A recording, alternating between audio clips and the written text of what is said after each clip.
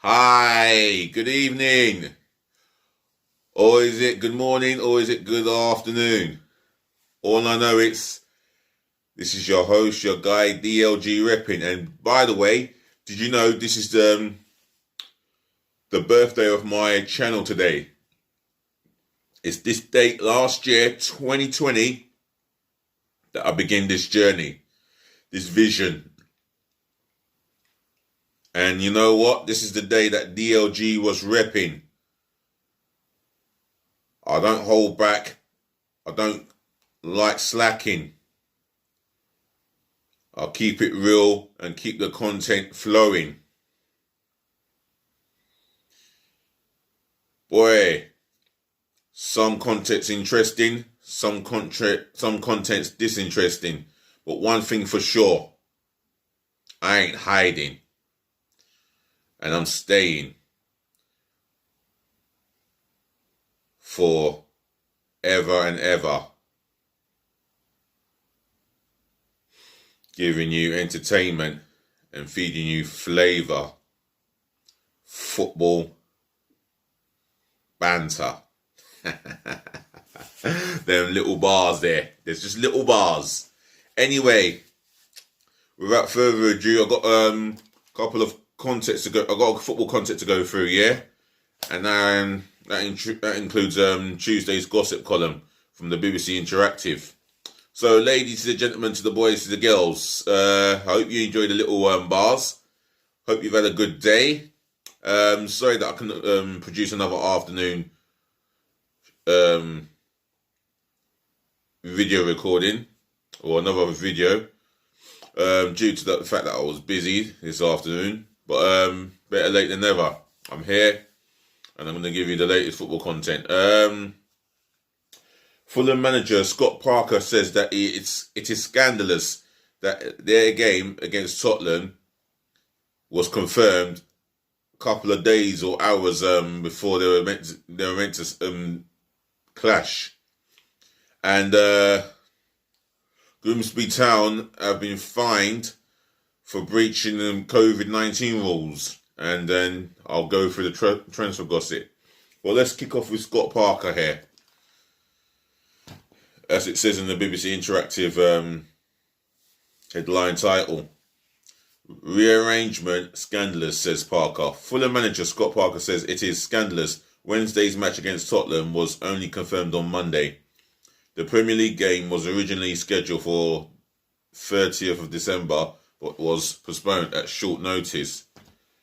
Because of a coronavirus outbreak at Fulham in a fixture reshuffle on Monday, it was rescheduled after Spurs' match at Aston Villa was postponed. I am angry because it is not right. It is wrong. That is why I'm so angry, said Parker. Well, I actually feel for him and I can see why he's so angry. And I would be angry as well. Short notice. Yeah, you're meant to play Tottenham. And they would rather get the game out of the way. And not just get the game out of the way. They'd rather plan for the game. You know, come the end of the 90 minutes, they would know where they stand. In terms of how the game will go. You know, how it will be planned out. But unfortunately, it just wasn't to be. And Fulham's game against Tottenham had to be cancelled. And it wasn't nice. Because there was COVID outbreaks at the Craven Cottage. So I can imagine a number of playing staff and coaches catching the COVID-19 and having to self-isolate for up to 14 days. Not nice. So moving on to the next bit of context, Grimsby Town. Yeah, they've been fined and they've accepted their suspension for what they have done after breaching COVID-19 rules. And I'm going to read a bit here. Grimsby fined for COVID-19 rules breach. Right, I'm going to read it up. Grimsby Town have accepted a suspended fine after breaches of English Football League's COVID-19 rules led to 3 matches being postponed. It is thought they are the first club in the country to be sanctioned for breaking the breaking the rules during the pandemic. The postponements in September followed a positive test for player Jack Curran. Don't know who he is, but I wish him all the best in his speedy recovery. But investigation found that social distancing rules had not been followed, meaning more players than should have been necessary had to self-isolate. Now, well, what is it with these footballers? Why can't they behave and set an example, especially to the younger football fans, the younger generation? I'm talking about the children who follow their football teams and their football club religiously. What is it with them? I just don't understand. Regulations and rules were put there for a reason. There's possibly over 60,000 in this country that have died from COVID. And yet, you got the modern day footballers who think they can play Jack and the Lad, who honestly feel that they're immune to this virus that is threatening to kill all. And yet, we wonder why we're in lockdown. But not just because of the footballers, because of human beings within this country who fell to obey the advice of the Prime Minister. The Prime Minister has had the advice from the scientists. So there's no sport, no this, no that. But yet again, we're talking about a club here, Grimsby Town. And that is, it's completely ashamed.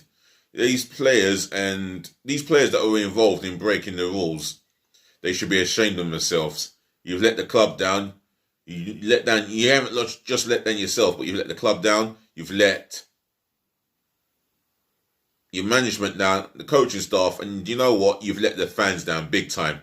They should be disappointed. Grimsby Town fans, you're more than welcome to leave your opinions and your views in my comment section below. And I can understand how upset you must be with some of these players. And if you know who did it, just, you know what, put it in my comment section below and name and shame these individuals, because they deserve to be named and shamed. Other than that, I'm going to move on to the transfer gossip here. If I can find it. There we go. Let's see how much there is to be read. Oh, let's have a butcher's through and I can read something interesting. Well, Brighton here, according to Brighton of Albion, according to Talk Sport, have said they are confident. What it says here, Brighton are confident they have beaten Newcastle United to the signing of Ecuadorian midfielder Moises Caicedo from Independiente del Valle. The 19-year-old was previously a target for Manchester United, and this is according to Talk Sport. Tottenham could bring in 22-year-old Brazilian defender Eder Militao, wanted by Roma, AC Milan and Inter, on loan from Real Madrid with an option for a permanent move, according to Corriere dello Sport. Do excuse me. Now,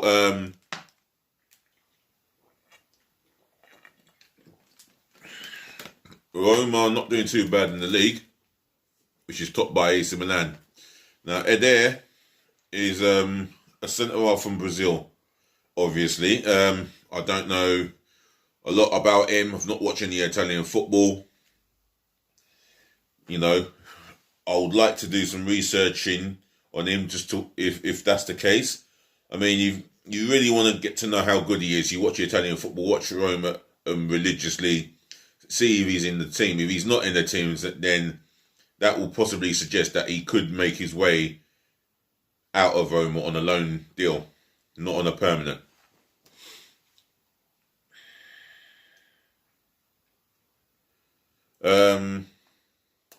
Jose Mourinho's Spurs have joined Leeds and Juventus in the pursuit of Stuttgart winger Nicolas Gonzalez, who is 22, with the Argentina international a target for the summer transfer window. That's written by someone in the Athletic. Again, if I could watch German football religiously and see how good this guy is, I would like to talk more about him, but I can't say exactly who he is and what he does, apart from the fact that he's a winger. He's 22 years of age and he's an Argentinian international. So that's fascinating to know.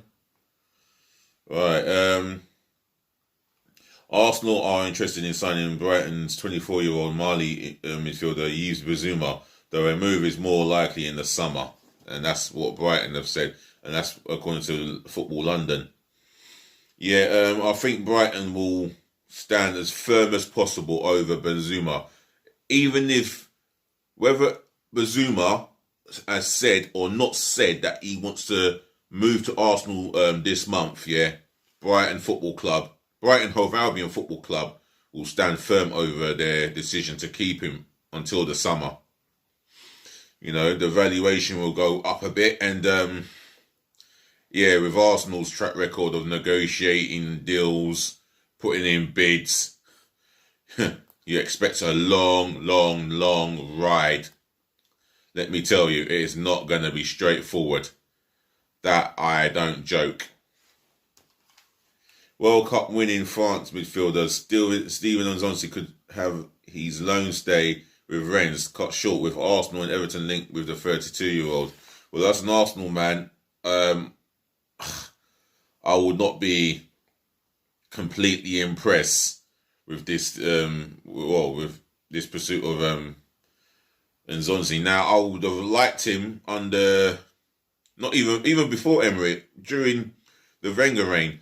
I would have liked him to sign for Arsenal then, at the tail end of Wenger's reign, but nothing deteriorated. I don't think Arsenal spoke to the club he was playing for, maybe Seville at the time, and no contact was made by the sounds of it.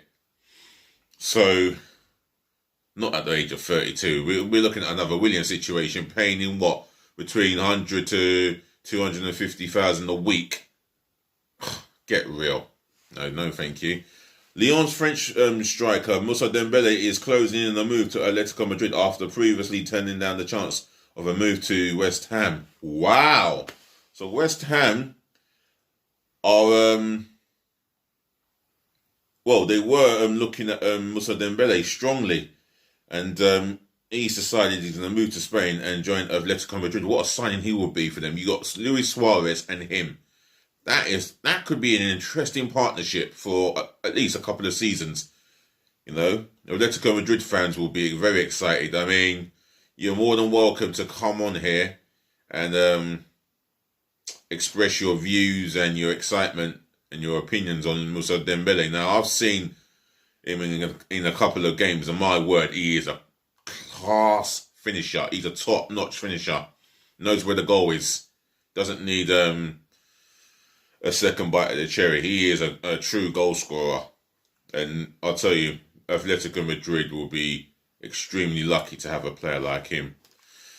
According to what I've read from the Express here, Arsenal no longer chasing the signature of Norwich midfielder Emi Buendia after the Championship club put a 40 million price tag on the Argentine. Now, I'm hearing talk about Arsenal reportedly putting a bid of 50 million. And now, if that's the case, that's a complete insult. No. That's a damn violation.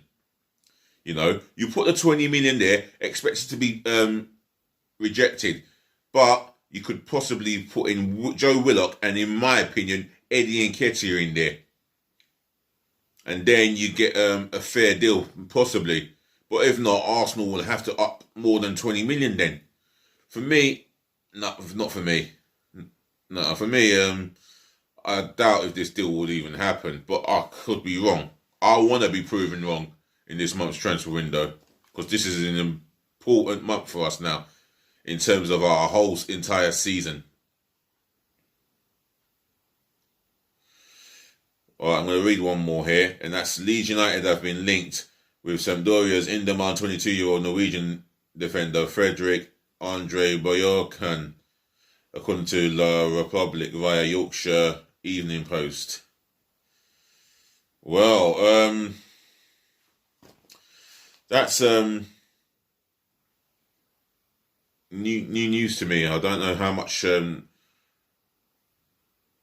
that is, but then again, only Leeds United scouts could possibly have the answers to the questions. I mean, Bielsa may have some answers to the question on that link, but we'll just have to wait and see, innit? Watch this space. Anyway, I'm going to leave it as that and say, ladies to the gentlemen, to the boys, to the girls, thank you for listening, thank you for watching, and thank you for tuning in, as well as putting up with me, as you always do. It's my first anniversary on this channel as DLG Reppin. Yep, it's the birthday of my channel. The 12th of the 1st. It all started in the year of last year, 2020. And I look forward to continuing for the foreseeable future and the beyond the legacy. And that's going to be down to your support, your courage, and your uplifting words. So, yet again, as I always say, if you got an opinion, you want to express your thoughts or your views, just leave it in my comment section below, please. Please help me by smashing the thumbs up like button. And let's get that thumbs up like button going. And definitely, please help me to subscribe to my channel. So, yeah, if you can smash the subscribe button, please. Left, right, and centre galore and more galore. Abundantly and passionately. Let's get let's get some new subscribers. Let's get 77 and, well, beyond 76 I've got now. I'm still on 76. I've got a new subscriber, so shout out to you, whether you're a gentleman or a lady. Just shout out to yourself. It don't matter where you're from around the world, your culture, your religion, etc. Thank you for the love and support, yeah? And that's what I'm looking for. Many more subscribers. So shout out to yourself. Let's keep the let's keep the followers growing. I mean, the subscribers will help my channel grow, and I'll help you guys by bringing you the latest football context of what goes on in and around the world of football. Other than that, it's peace again, love again, and always bless again. And tomorrow, bear in mind, I will be back with a preview of Arsenal v Crystal Palace. I'll be doing my preview of the game, talking to you about the fixtures, maybe the past or the present fixtures between the two clubs at the Emirates via Highbury. And I'll be picking my formation, my team, and my 9 substitutions. So, yeah, watch out for that, yeah? I'm out of here, so it's good night. If it is good night, or goodbye, or see you later. Happy anniversary, DLG Reppin. Be nice. Yes.